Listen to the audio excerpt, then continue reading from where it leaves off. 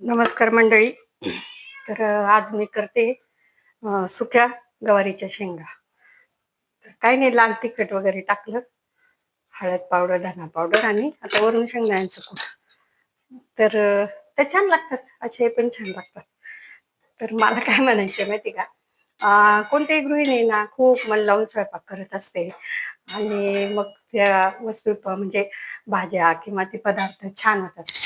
पण काय होतं माझ्या बाबतीत तरी नेहमी असं घडतं की मी एवढं सगळं मन लावून स्वयंपाक वगैरे करते आणि जेवायला बसल्यावर नवऱ्याला जर कधी म्हटलं ना की छान झालं का हो?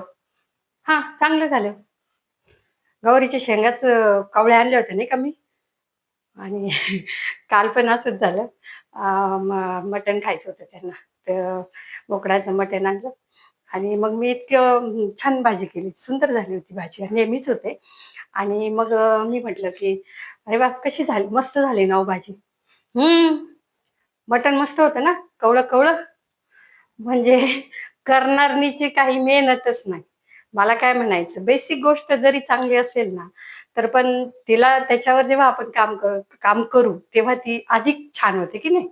तर त्यांचं नेहमी असंच असतं की कधीच असं स्वतःहून तर कधी म्हणणारच नाही की अरे वा, किती छान झालंय किंवा काय. आणि आपण विचारलं ना, तर मग त्याच्यावर असं उत्तर असतं की हा, मी ते छान आणलं होतं. अरे पण कधीतरी बायकोला पण जरा दोन शब्दाचं कौतुक द्या, म्हणजे तिलाही बरं वाटेल नाही का. आणि काय होतं, बायकांना काही नको असतो, दोन शब्द प्रेमाचे आणि दोन शब्दाचं कौतुक जर मिळालं ना, मी म्हणत नाही की हा, मला माझी फार स्तुतीच केली पाहिजे किंवा मी स्तुतीप्रिय असं नाही. पण साहजिक आहे ना, आपण जर एवढी मेहनत घेतली आणि खाणाऱ्यांना जर ते म्हटलं वा, खूपच छान झालंय, मस्त झालं, तर नक्कीच आनंद होतो ना. त्याच्यामध्ये साध्या साध्या गोष्टीत पण आनंद लपलेला असतो, सुख लपलेलं असतं. पण बऱ्याच पुरुष मंडळींना हे कळत नाही आणि बायकोचं कौतुक करायची वेळ आली की त्यांचे शब्दही आखडले जातात आणि तोंडही पण दुखायला लागतात की काय काय माहिती. असं मला वाटतं. तुमच्या बाबतीत काय, तुम्हाला आहे का असा अनुभव? बघा बरं.